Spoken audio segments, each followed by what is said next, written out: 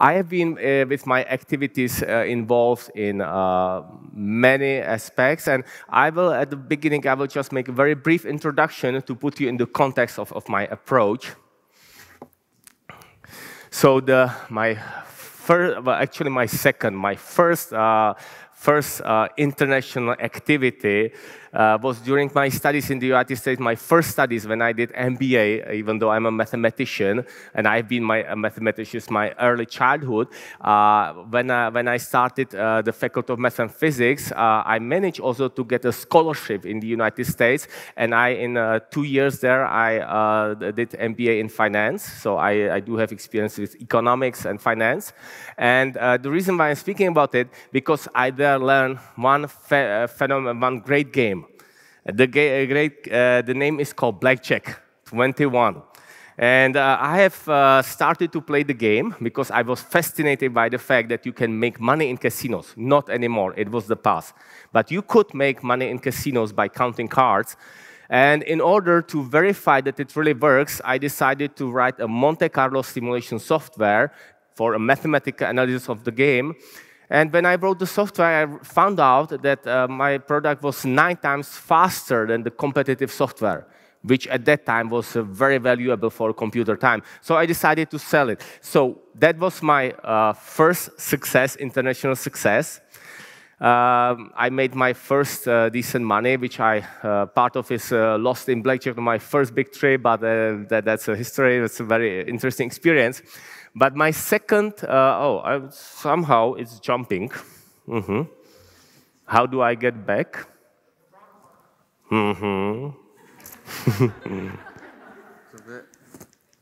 Okay, its back is down. Okay, thank you.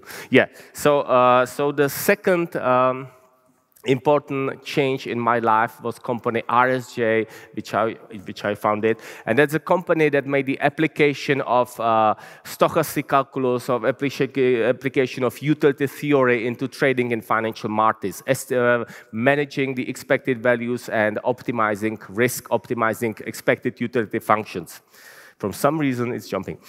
So, and once with the success of company RSJ, I then open myself towards the society, towards changes, and towards things that I did not like. And my first activity was things that I do like, and that was science and research.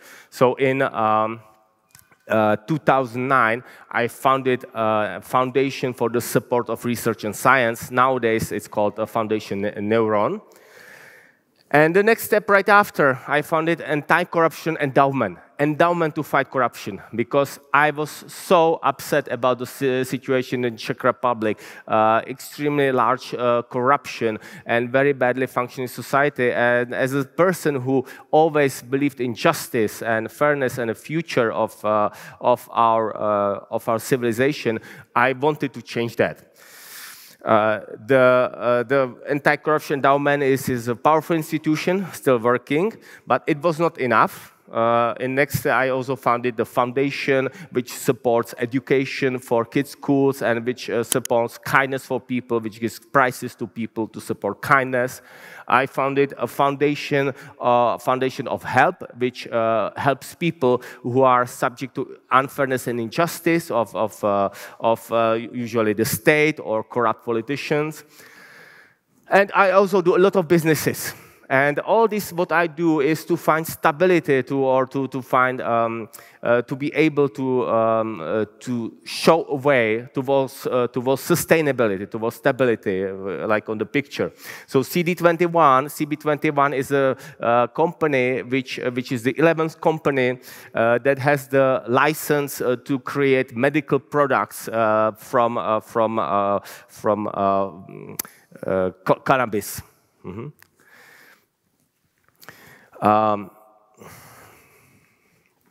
And last but not least, here is another foundation which you might look at. It's very interesting. It's called Science 21. It's a foundation that connects our brains, our ability to do research and science with physical activities, like, for example, parachuting or doing special exercises. The members of the Science 21 foundations are scientists, as well as professional parkourists or gymnasts. Institute H21. This is an institution that I found in order to implement, promote, and implement globally, worldwide, voting system called D21. Why? It is the case that D21 is one of the key tools for the transformation. So it is for me. Somehow it's jumping by itself, I'm sorry. For me, the voting system, which I will be talking here in the presentation as one of the key tools for transformation of society, is, I believe, really the key thing, and I will explain to you why. So, let me briefly make a review of what are voting systems. Here we have the voting system first past the post in the United States. Majority, this is how the president is elected in the United States. We all know that this is not a good system. It's just, in a sense, malfunctioning, but it's from historical reasons it is being used. It is also being used in Great Britain. In the Czech Republic, for the parliament, we have a proportional voting system. Again, I will not spend time how it works. You probably know. It is a system that has some advantages compared to the first past the post, but it is not good, and it has quite a few weaknesses. If you look at the versions, 1.0, because I was a programmer, so from 1.0 we go to 1.2. Version 1.7 is single transferable vote. That's also Australian voting system. It's a very complex system, which is better than the simple ones, but conditional on its complexity is not actually a good one. If we have a discussion afterwards, I can give reasons and arguments why it is the case. And then we have other voting systems, like D1.9, which was the system that I designed in 2012 to fight corruption, because as I had the anti-corruption endowment, I've realized by communicating with members of parliaments and other politicians, I realized that the key problem lies not in fighting corruption, which is important, but it lies in those people who are leading our societies, those people who are voted. And then I thought how to change that. How to enable us, how to enable people to vote, to choose more moral authorities and people. So I designed a voting system against corruption. That was a system based on a minus vote against. And then comes a leap or a jump. We are upgrading from DOS to Windows, from command line to Windows. Okay, so from 1.9, we are going to 2.1. So this is also another 21 here. So from blackjack, we are coming to version 2.1 of the voting system. And it's the D21. The official name is nowadays D21 Janeček method. And that I will talk about now and try to explain to you, offer you this opportunity to see how this can change the democracy, upgrade our democracy, improve our democracy, give more freedom and more consensus towards us, towards the people. So here is an example. Imagine that we are a group of conference participants, and we want to decide to which restaurant we go for dinner. Yesterday we did choose it for you. We didn't have the opportunity to use D21, but if next time we may vote for the restaurant. And what might easily happen that there might be two people in politics that will be two extremists who like McDonald's. And by simple first past the post system, we may easily choose an option which is good for these two people, but which might be bad for everybody else. Because we don't see the other preferences of people. We see only their first choice. Now, how does D21 work? D21 works in a sense that it gives more votes to each people. So now I give you the definition, the formal definition of D21 voting system. So in D21 voting system, each voter has more positive, more plus votes than the winning candidates. So if there is one winner, each voter might have 2+ votes, or even 3, 1 vote per one candidate. As an optional thing, there is also the minus vote, which we get soon.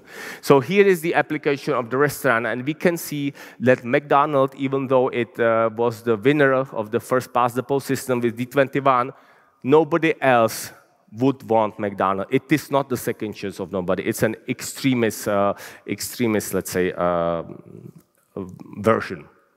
Here is an example if we include also the minus vote. So now we can see in this example that including the minus vote, the McDonald's from the first place with the weak first past the post voting system becomes the last one. Now, this system might be, to you, might seem it's a little bit artificial, right? I just created it as an example to explain to you in a natural way how it works. But it is not so artificial. Why? A few years ago, I was at a conference in Washington, D.C. at university, and I was giving a talk on D21, and I let people to vote for consensual drink, as we have done today. And it was very interesting. So exactly this happened with practical voting. So with 1 vote, there was a drink chosen. I think it was beer.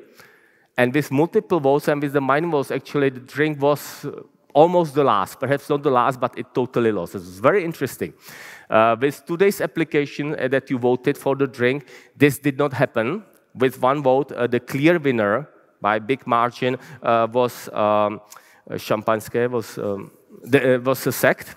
With D21, without the minus vote, it was not sect. It was gin and tonic. But it's marginal. It was just one vote difference, so it was almost the same. And with my minus vote, it was against sect. So with D21, the sect and gin and tonic were about the same. With just 1 vote, the sect was the clear winner. Obviously, sect is a little bit more controversial. It's not such a consensual drink as the gin and tonic.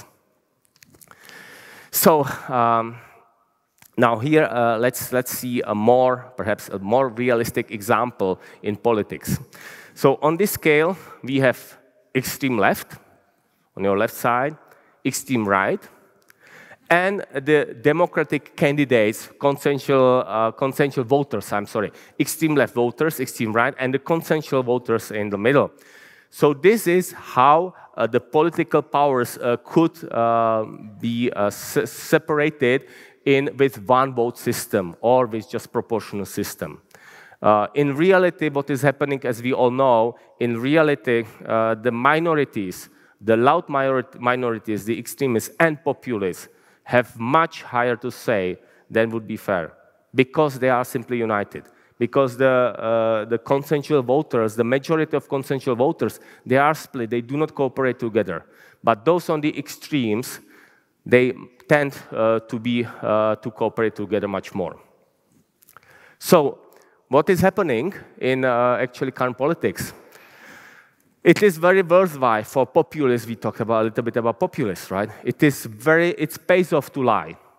It pays off to manipulate.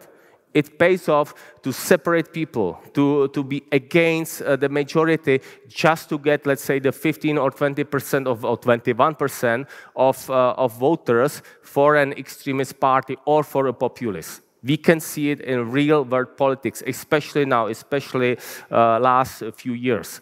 In the Czech Republic, okay, I will not go into politics. Okay. I will not speak specifically about Czech Republic, but we all can imagine what is happening. It pays off to lie, manipulate, and separate people in order to be successful. And this is a big problem. If we have D21, what happens is that each voter voting for 1 person, let's say you have a voting district, you have 1 winner. I will speak a little bit later. Even this can be improved, but okay, we have multiple votes. It doesn't pay off so much to be a liar, manipulator. It doesn't pay off so much to separate people. Why? Well, if you separate people, you get the 1 vote from your, let's say, 21% of supporters, from the extremists or populists. But as an extremist populist, you do not get a 2nd or 3rd vote of the voters, right? You are separating people. Unlike those more consensual candidates, people who want to unite more, or candidates who do not separate society, who do not lie so much, many of them get the second and third vote of the voters. You might not be the first choice of many of them, or most voters, but you might be the second and third choice. So what happens that the power, the strength of the consensual part of the political spectrum increases. So what happens is kind of this. Okay, the strength of the left and right stay the same. The consensus increases. Now, in our next talk, you will see how approval voting works. And D21, I call it this effect of multiple votes. This is almost unique to D21. It is also in approval voting, but other voting systems do not share that. Approval voting has perhaps some other limitations. We will talk about it more. Now, I will show you practical examples, a game that we played here in the Czech Republic in the year 2017.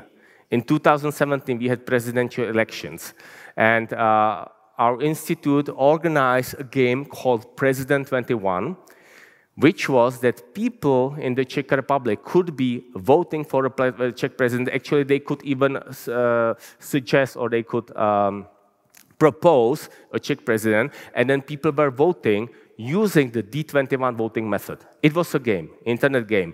Obviously, those people who participated were not a representative sample, and that was not our application. But the game was very successful. We had 330,000 people voting out of Czech Republic, out of 10 million, which I consider a success, 3%. We had 617 candidates, actually. People were proposing a lot of candidates. And the game lasted for almost a year. Now, we had 3 million visitors to the site. People were very interested. You could play the game, you could make the vote, and then you could come back and change your votes. And you could also see the results. So it was a dynamic game. Part of it, by the way, is, I call it kind of dynamic democracy, that you change your votes. So here are the results. This is the result, what would be the result if there was only one vote. Okay, so this first slide is one vote only, first past the post. Remember, 330,000 people, not representative sample, that's clear. So with the non-representative sample, Professor Drahoš would have been the winner. And our current president, Mr. Zeman, would have been second, okay, because it's a representative sample. I will show you in a moment results with representative sample. But now, look at the first, second, look at the numbers, and what happens, what changes as we go to D21. So this is one vote only, and now we have 3 votes. So for one winner, for president, it is a good idea to have 3 votes for each person. So each person can vote for 3 people. What happens? Mr. Zeman goes from 2nd place to 5th. You can see here clearly how this candidate separates society. He has that many first votes, he has almost none second and third votes. Unlike that, okay, Mr. Drahoš, Professor Drahoš stays in the first place, he has many second and third votes. But look, for example, Mr. Hilscher, he had that many first votes, he has more second votes than first. And here is the number of third votes. So, for example, we can see that Mr. Hilscher went from 5th place to 2nd, and Zeman from 2nd to the 5th place. This is the effect of multiple votes in in a game, but real game application. Now, in the next slide, we will see what happens with the minus vote. The minus vote even strengthens this effect. It is not a crucial one. I would like to remind, because there is a lot of confusion in the Czech Republic, because originally I designed the system against corruption, which was based on the minus vote. Now the minus vote is just an addition. With the sorry. Okay, so the slide with minus vote is not here, but I can tell you with the minus one, Zeman went actually to minus. But that's the result. So, and now, you can see the result of representative sample. We had a large representative sample, over 4,000 participants, representative sample. We can see that first past the post, Mr. Zeman is a clear winner. 39% of Czechs would vote for Zeman. Drahoš was second, etc. But here we can see all the other candidates split the other votes. With D21, what happens? That, where is Mr. Zeman? Oh, look. From 39, he jumped all day. This is scaled, right? In order for the sum to be 100%. He goes down like that, right? Jiří Drahoš, first place. Fischer, etc. So Miloš Zeman, with real representative sample, with the D21 voting method, goes from a clear first place to fifth. Is it fair? Well, yes, it is fair. Why? Well, we can see it here, right? Mr. Zeman is a person who gets some first votes for people, but who is not a consensual candidate, who is not a second choice, who is not a third choice of the voters. He is the person who splits society, who splits people. Now, of course, I am not saying that if, when after D21 is implemented in the presidential elections, the tactics will change, people will change the game, change the rules, change the games. Right? I'm not saying that with D21 being used and implemented, Mr. Zeman might not win. He might, but he would have to change his rhetoric, his politics, his strategy.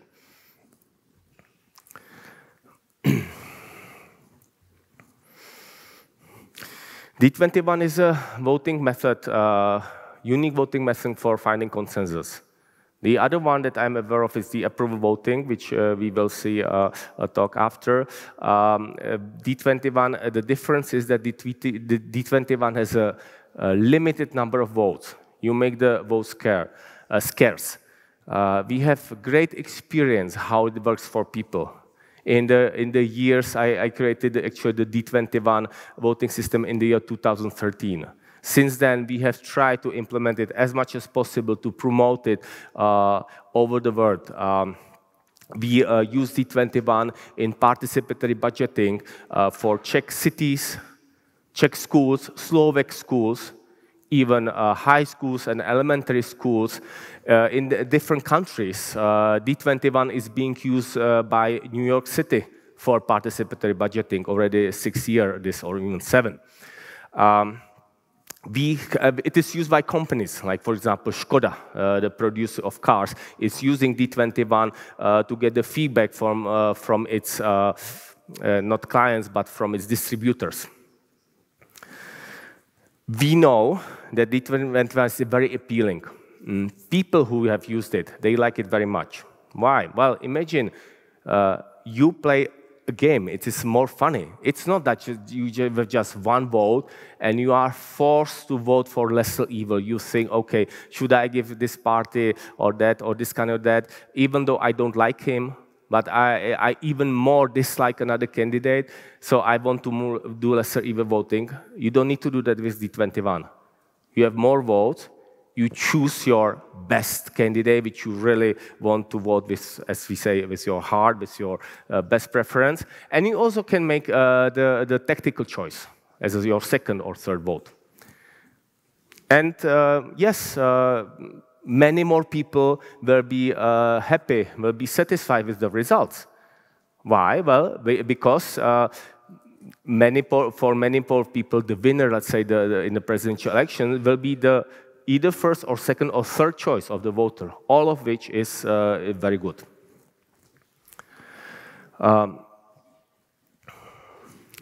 Here is just a very quick theoretical consideration.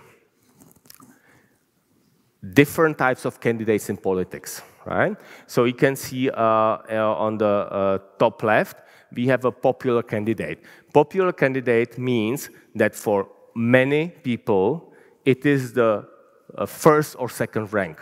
Many people consider this candidate to be attractive. That's a popular candidate.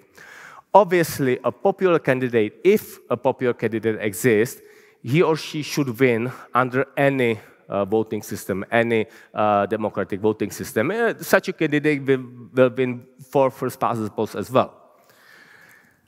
Unpopular candidate is a candidate who is not interesting for anybody, who is just a weak candidate. So obviously, such a candidate will not be chosen. But what is the distinction between voting system? Polarizing candidate, a person who is first choice for a significant part of the population, but who is also the worst choice for a significant part of the population. Polarizing society. And then we have medium candidate who is not the first choice for many, but who is the second and third choice, who is a consensual candidate, who does not separate society so much. What happens is that obviously first past the post, as an example, prefers polarizing candidate. More consensual voting method like D20, but not only D21, give more power to the medium candidate. Here is another theoretical result, last theoretical result. We have done a simulation where people vote for 5 candidates, certain number, 42 voters, many iteration, and 7 polarizing scenarios. What does polarizing scenarios mean? That we have polarizing 7 means that there is a candidate who is the polarizing one. Extremely polarizing candidate here. That's the 7. In 1, there is no polarizing candidate. So what happens? We can see the yellow line is maximum utility, obviously choosing the candidate who maximizes the sum of utilities of all the voters. That's, of course, no voting system, or we cannot expect that the voting system will reach the best utility. It's a theoretical one. Here is the theoretical worst utility function, the candidate who makes the worst utility for the sum of utility of all voters. Here is random utility function. If you randomly choose a candidate, on average, what will be the total utility? And what is very interesting, this is the first past the post voting system. Look at how the curve changes. What can we infer? We can infer from this simulation that the first past the post voting system chooses worse candidate, gives worse utility to the voting process than a random choice, if there is enough polarization. So if we have enough polarization and we use the first past the post voting system, we will systematically choose the candidate which is worse than random choice. Well, why is that? Well, the reason why is that is because a polarizing candidate has its concentrated supporters. It can be only 12% of people, but all the other people or all the other candidates, they split votes. There's vote splitting, and so the one candidate that not in the case of 5 candidates, but let's say there are more, with just a small support, but systematic support, the polarizing candidate has a major advantage for the first past the post voting system. By the way, we have seen this in practice. In Peru, 2 months ago, I think, there was a presidential vote. The winner of the presidential vote was a neo-Marxist who beat in the second round extreme right candidate, a woman who was actually even in prison. So what happened that in the second round, in the 2-round voting system, the extreme left and extreme right came, and then there was no choice. We have many examples, for example, many other examples. Some interesting examples are in French presidential elections, where you can see the weaknesses of the voting systems. So this is actually, I'm speaking strongly against the first past the post. The 2-round voting system is, of course, better, but it's not good either. And here we can see this is D21 with only 2 votes, without the minus vote. And the utility, the gray one, which is close to the optimum, is the D21 voting system, also with the minus vote. So let me wrap up the properties of D21. What are the key advantages? First of all, it is participation, it's activity of voters. And it's not only theory, we have proven it in our participatory budgeting. People just like the game. Imagine that you have like the 3+ votes and 1- vote, and you can play these cards. And you can choose, and you can even discuss with your friends, to whom did you give the minus vote, who did you choose?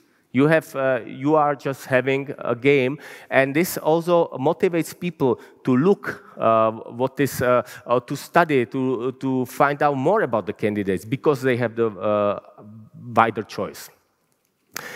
It strongly weakens populism and extremism, as we argued in previous slides. An extremist candidate does not get the second and third votes of people. A consensual candidate gets some second and third votes. So in relative terms, the extremist candidate is weakened. Same is true for a populist candidate. D21 gives opportunity for small parties and independent candidates. Why? Okay, in order to argue this point, I'll give you a version of D21 for parliament. We have talked about D21 for presidential elections, where I suggest that for presidential elections, a good idea is to have 3+ votes and 1- vote, for example. How will a version of D21 as a parametric system, how will the parameters look like for a parliament? Another great idea, this is a new thing to what I've talked, is 2-seat voting districts. So imagine that you have 2-seat voting districts, so 2 people win per voting district, and each voter has how many votes in order for it to be D21? What do you think? It must be more than 2, right? So it could be 3, but it will be probably 4, right? So imagine we have 2-seat voting district, 4+ votes, and 1 vote against. And this is the version of D21 for parliament. We might have 100 voting districts in the Czech Republic in order to have 200 MPs, as we have now. With 100 voting districts, people choose their candidate. It is more local, it is more direct. And they choose with 4+ votes and 1- vote. Now, what will happen? It is enough to be second to win, right? So it will happen, and we have even done some tests, and we could see it, that independent candidates and candidates of small parties have a chance to make it to the parliament as the second in the round for the certain voting district. Also, what will happen now, look at from the point of view of a voter. You have 4 votes, and 2 candidates win. So you give 2 votes probably to your to candidates of your favorite party, and you have 2 more left. So you choose out of the people that are running. You choose another people that are interesting. So you may choose somebody innovative, somebody new. So actually, D21 is supporting innovation. We have run tests for how it would like for the parliament, and indeed it happens that even though D21 is not a proportional voting system, it does give reasonable representation. With the 2-seat voting districts, it is semi-proportional voting system. It is in between majority system and proportional system. It takes the advantages of both sides. D21 is transparent, simple, and effective. Indeed, it cannot be much simpler. You have let's say 3 votes, and you vote for 3 people. Everybody can understand that. People who did that in participatory budgeting, they have absolutely no problem with that, unlike systems like single transferable vote. And this point I left for last. It's a very important one, positive campaigning. Imagine now that you are running for a presidential election, that you are a serious candidate. How will your campaign look like in order to win? You will need to apply, to use positive campaign. You will need to look at your opponents and choose part of their program and promote part of the program of your opponents. Why? Well, because you need your first voters, but you also need the second and third votes in order for you to have a chance to win. So you need to pick parts of the program of your opponents and say, yes, this candidate X, he has this part of his program, I like it, I support I support that. I have this as well, I even improve it. Here's my suggestion, I can do it even better, but I like his point. I like this point of candidate B, this one of candidate C. So a presidential campaign will become a creative process, will become a competition between candidates, how to offer a better program. So it will not be a waste of money. It will be part of a democratic process. Very important point.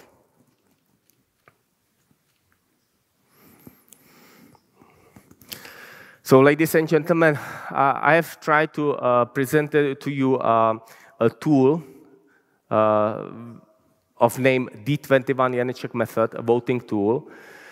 It's an important, very important part of my activities. I have been working on it for 9 years, actually, for 8 years with D21.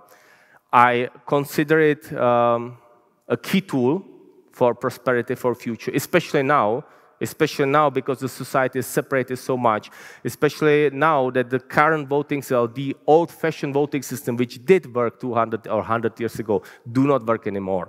Also with the social networks and all the other things. I hope you will, and I'd be happy to get into discussion about voting system. I hope you will agree that it can be a major tool, it is a major tool for a path towards future society that we call H21, like H20. H20 is water, is the basic substance of life. So H21 to me is symbolically like energy of consciousness of people that we are now striving to unite, to make a global consciousness of the whole society and make a jump in the evolution of civilization. And D21 could be a major part of it. Thank you very much.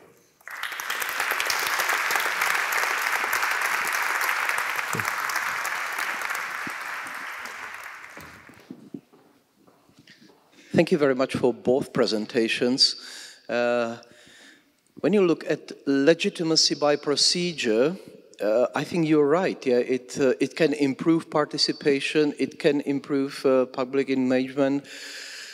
If you look at legitimacy by outcome and your experiment, Anik, it's a pretty disaster, isn't it? Because if I'm right, it was the extreme leftist populist candidate who would win. It was Mélenchon who would win in the election.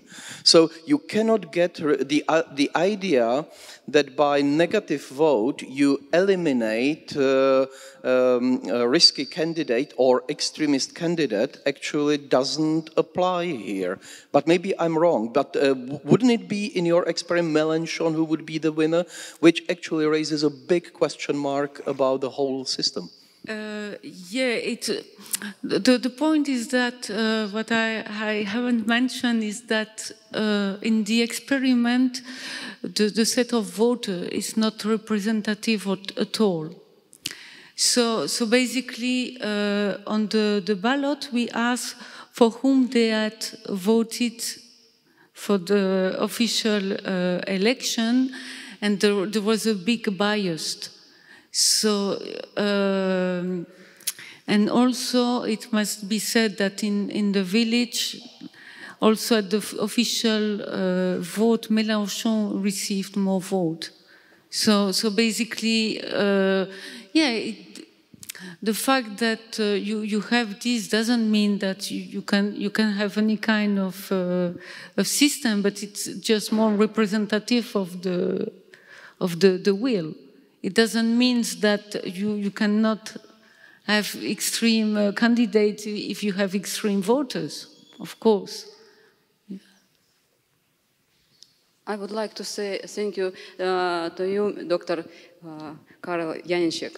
And I'm from Russia, and I heard here two very interesting words for me. One of this is corruption. I'm very familiar with this word. And another one, I don't know this word. I know, of course, it's written everywhere, democracy, but it's quasi-democracy. But my question is about something different, probably. There are so many young people, and could you give some advice or say something to all of us, especially to these young people? What should they do today in this world in order to be someone tomorrow on the next stage? That's a very difficult question, but thank you for that. But you know the secret, probably.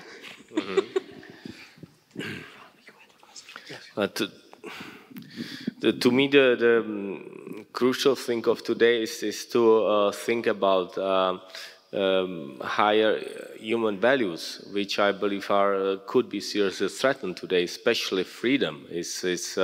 I consider freedom to be on the top of human values, which is very high risk today.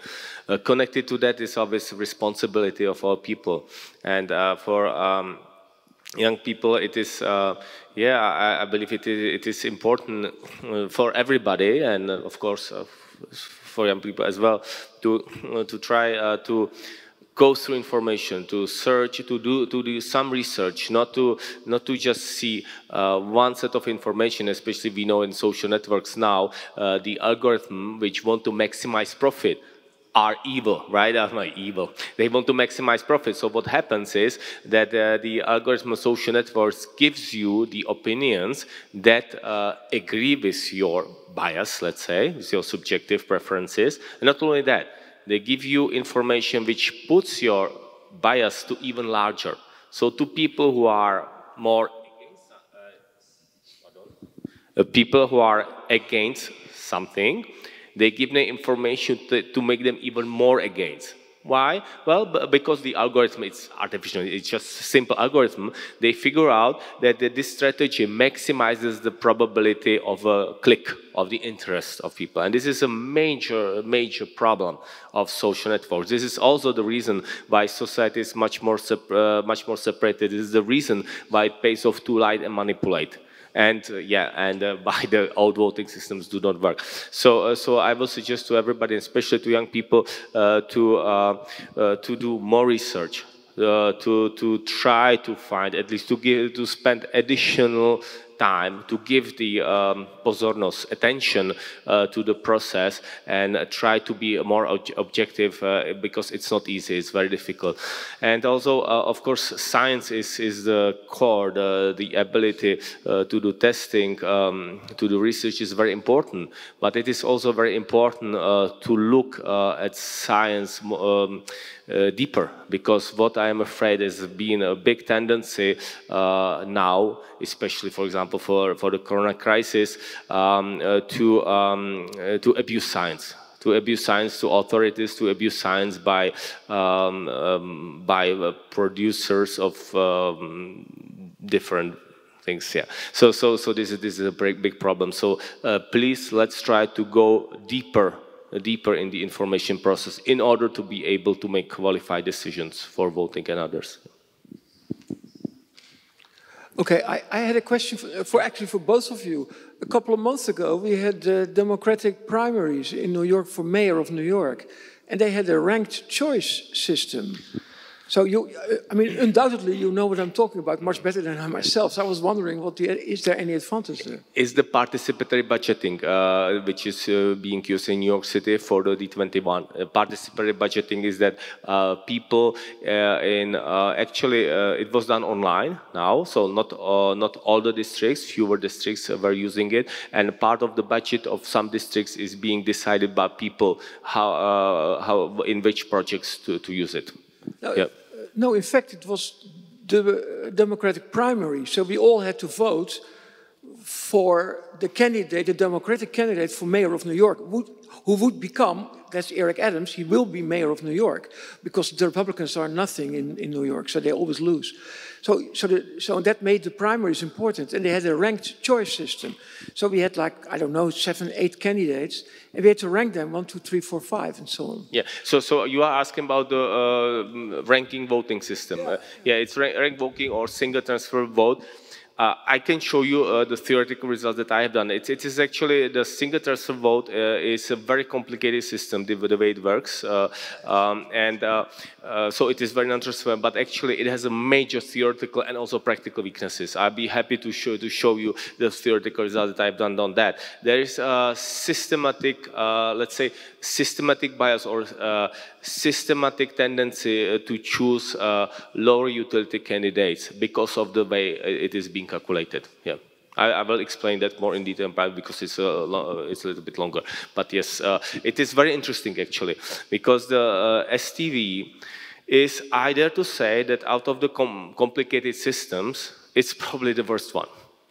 You have systems like border count or others which are much better than the single transfer vote, and it's the only one which is being applied in some places in the US, like for example for mayor, or there is another state in the US who uses that, which is yeah, it is very funny. It's like a paradoxical situation that people are resistant to change, but when the change come and they make it towards more difficult, they actually might choose the worst one. And by the way, for the United States, it's very interesting because D21, I found out later that D21 was already used. It was used for presidential elections in the United States for the first several, I think 3 presidential elections, because, by chance, because people were voting for a president and vice president, so people were using 2 votes. And important is the president. So there was D21 with 2 positive votes in practice. Unfortunately, what happened, you can look at, I think in the 3rd presidential elections, it was a flaw in the rules. And what happened is that there was a tie, and the way the ties was resolved was completely illogical. So what happens, there was a tie, I think it was the 3rd presidential election in the history of the United States, and after the tie, the result was just totally off, a total nonsense, and then they changed the rule. And unfortunately, they dropped D21, so it's kind of a very funny situation. If I may add something, the problem also with this system is that, again, if a marginal candidate is eliminated, the result may change. And this is one of the reasons why I think that it's better to vote on all candidates, because you avoid this kind of problem. Maybe I try to explain in 2 sentences the weakness intuitively. The way that rank voting or single transfer vote works is that you count the percentage of the first vote. If there is not enough, you drop the last candidate, and you take the second vote, the second choice of those people who voted for the last candidate, right? So now, but think about it, what happens from conditional point of view. Conditional on that a person votes for the, let's say, worst candidate, I don't want to judge, but conditional on that the person votes for the last candidate, for the worst one, let's say, the second choice of this person, of this voter counts. The second choice of voters who vote for the competitive candidate who stays in the game does not count at all. And this is a major bias. And I give examples. It's intuitively, actually, it's easy to explain. And I wrote a paper comparing this and analyzing this. So this causes a systematic bias against utility, against choosing a candidate with high utility. For example, with border count, right? The second choice of everybody counts. Yeah. Okay. I think I explained.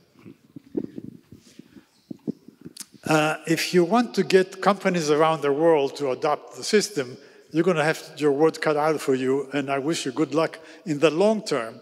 But I can see an application immediately now, even in America, where they have only 2 candidates.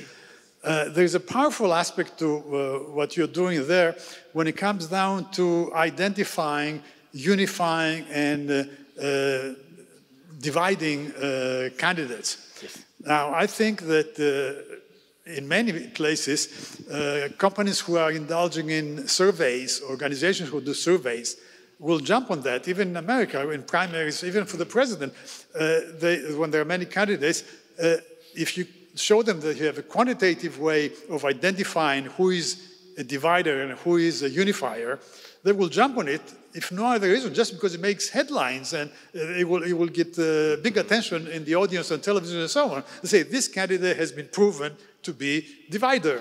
Well, this one is a little more unifier. So I think that this companies who do surveys will be much more eager to adopt it right away. Have you thought of connecting with yes, companies with surveys? We have tried to, and the D21 is used by some NGOs here in Czech. Not that much in the United States, but you are right. We need to do more. In fact, I was planning. I had a plan to make a journey around the United States, also using the situation of presidential elections, because that moves people and realize that something is not working well. So I was planning to make a round trip around the United States across universities, NGOs, and do what you are saying.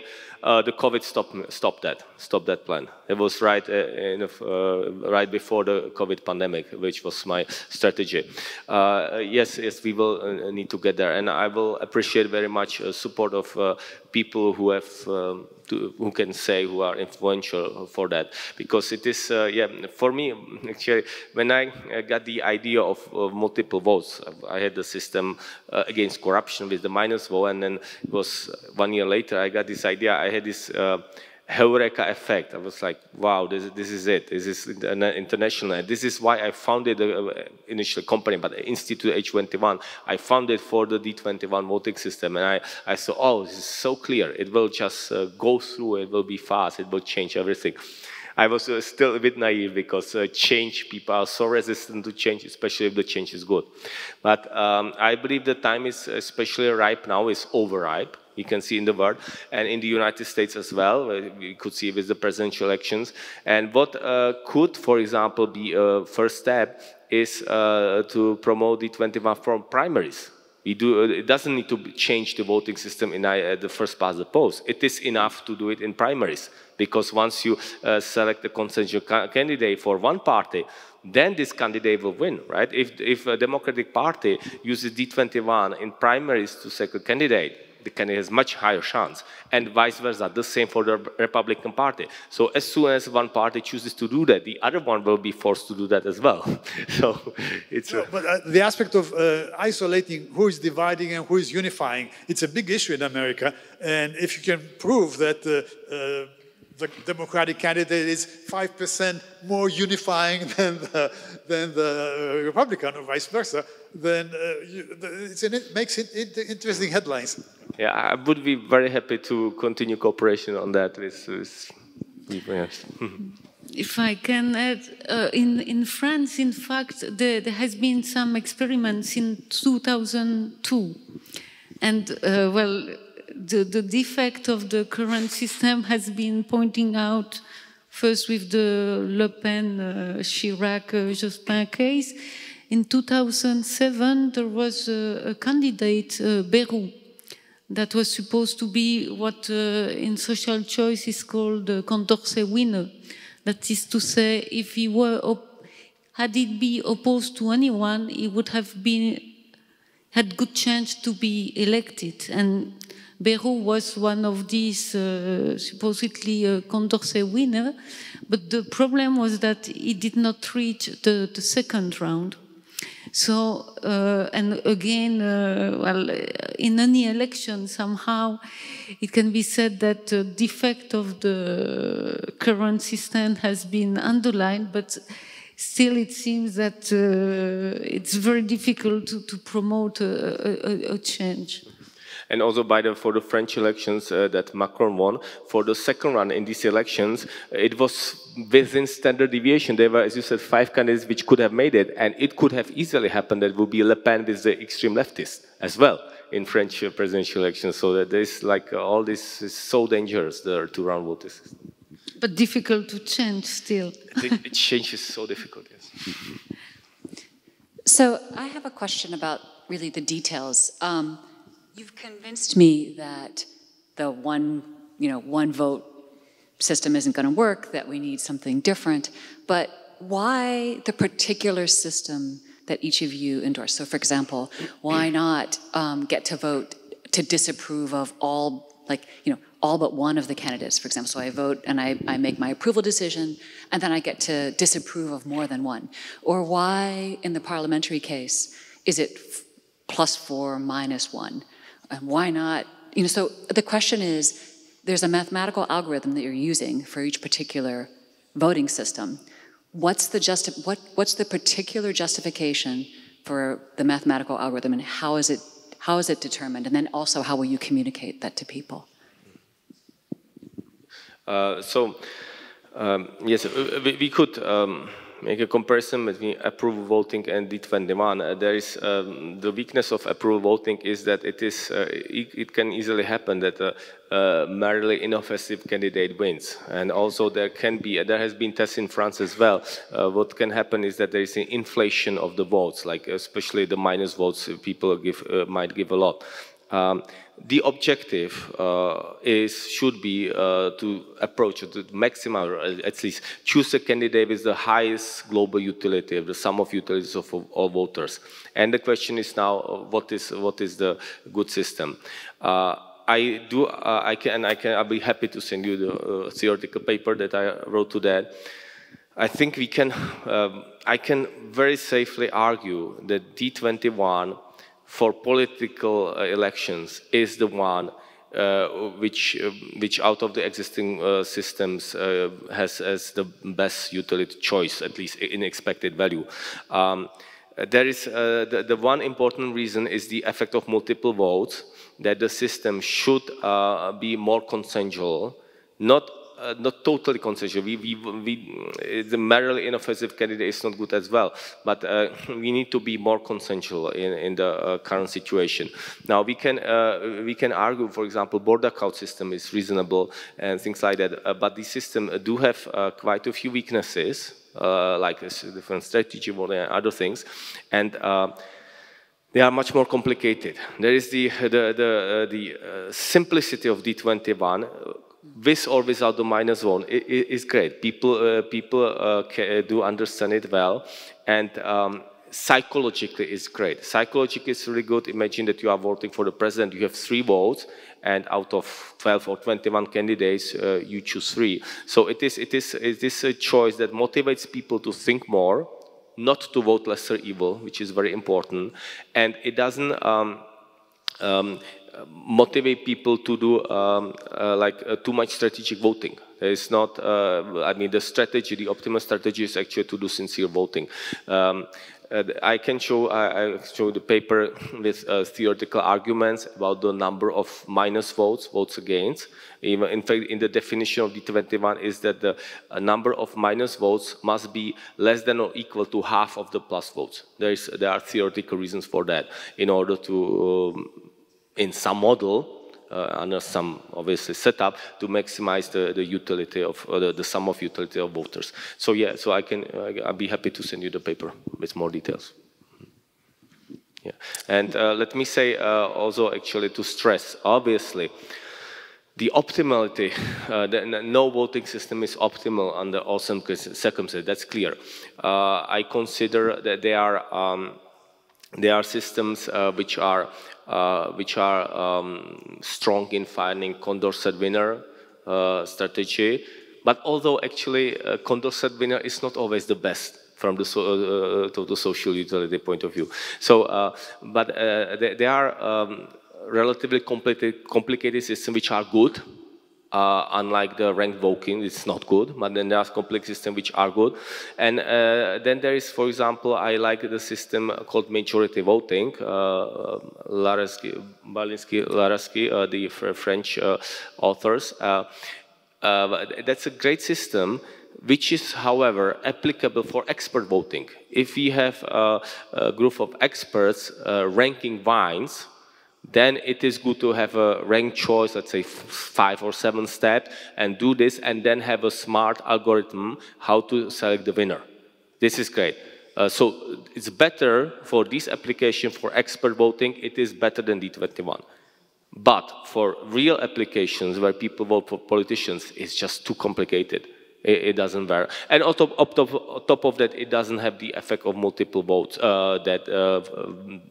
giving more strength to consensus, promote the consensus. Yeah, from the scale of applications, I safely, and I have said it for 8 years, in fact, as time evolves, I can say it even stronger, I can say for 100% now, that T21 is the revolution towards political voting for democracy. So is it fair to say that it's not necessarily that it's the simplest and the best, but rather it's the best because it balances the consensual nature of something against the need for simplicity and a kind of psychological intuitiveness? I would dare to say that D21 is close to the best, even compared to the complicated voting system. I could certainly design marginally better one. Like, for example, we have, let's say, presidential election, we have 3+ votes. There is no need for the weights to be the same, right? But it should not be 3-1, okay? It could be 1.2, 1.1, 1.0. Yeah, so you could optimize things like that, but it's very marginal.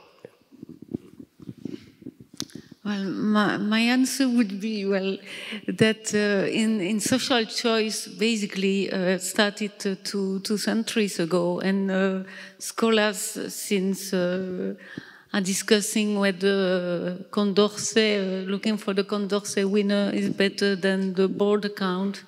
So it's perhaps an endless discussion among scholars. But still, what I would say, to paraphrase a bit Orwell, which says that all animals equals, but some are more equals than others, I would say all electoral systems are imperfect, but some are much more imperfect than others. And if perhaps Karen and I do not fully agree on the full details of which one would be best, surely we agree that the current system where you vote just for one candidate is quite bad, and we should improve. And well, now, if we discuss whether it should be D21 or another where you have the possibility to vote for all, for me, I think that in practice, it would not make that much difference. And indeed, for instance, in the experiment, had we taken a different system of points, the result would have remained the same. So perhaps that much detail is not that important at the ballot to me. Okay, we have time for one more question, and the microphone's already somewhere, so... Já bych mohl demonstrovat pozitivum toho systému 21 na svém vlastním příkladě. Já jsem v roce 2017 kandidoval na prezidenta a nevymezoval jsem se vůbec ani proti Miloši Zemanovi, ani proti Jiřímu Drahošovi. Já jsem do té kampaně nedal ani korunu. Ostatní dávali jednotky, desítky milionů. A jedině systém, vy jste mě nikdy nedali na poslední místo a já jsem skutečně byl vždy u všech těch agentur poslední, ale nakonec jsem byl přesně podle vás předposlední. A váš systém je totiž pozitivní, protože tady paní z New Yorku nebo odkud říkala 4 negativní, to je špatně. My musíme hledat to, co nás spojuje, to znamená to pozitivum. A teď je něco podobného, protože jsou volby a já jsem u Aliance 21, my máme nejvíc druhých hlasů, 22,9. Ale stejně se tam nedostaneme, protože může se hlasovat jenom pro jednoho, pro tu jedinou možnost. Kdežto ten systém 21 nachází pro všechny to nejlepší. Okay, so all right. We'll have one more question, because this was more of a comment than a question. Just to quickly translate, the gentleman who was asking was a presidential candidate in 2017, and in all of the surveys he was the last, and in system D21 he was penultimate. So it's a great honor, and also it would be beneficial to have second and third votes. So very brief, quick translation of the comment. And let's have the final question. And I've spotted the light blue spotted shirt gentleman in the second row from the last. What are the greatest challenges regarding the adoption of D21, and what we as citizens can do to help it? You ask the greatest challenges in what sense? I mean, adoption in place of the current voting system. If we wanted to upgrade the current voting system to use D21 instead, what are the greatest challenges? So the greatest challenges in implementation. Yes, exactly. Yeah. Well, the greatest challenge is that obviously politicians do not want it, at least most of them, right? Because it's not like we say in Czech that the fish carp doesn't want to get rid of the water in its pond. Yeah, it's not good translation, but anyway, the point is that D21 gives much more power to voters. And those people who are elected under this current system, it's not in their advantage. So, the way to implement D21 is to go from three sides. One is academic, research papers and things like that, and arguments and conferences, and also support of academicians. That's very important. The other one is grassroots, which we have been employing, and for example, this year, the Czech Nightingale? Nightingale. That's a game that people vote for the best singers, singer woman, man group. So it will start. It will be this year. It wasn't after 3 or 4 years. It will be running again because I bought it. Actually, I bought it in order to promote D21, to give to those people who vote in this game, just grassroots people, to understand what it is D21 and to like it, because we do have a great experience with people in the cities that they really like it. They like the fact that they have more votes. It is a game for them. So I want to offer it to the wide public, so that there is a demand for that. And the third choice is, of course, lobbyism, pushing into politicians, but it has no chance without the first two parts. So without voters voting as grassroots, and without having sufficient support in academia, in science. Yeah. Okay.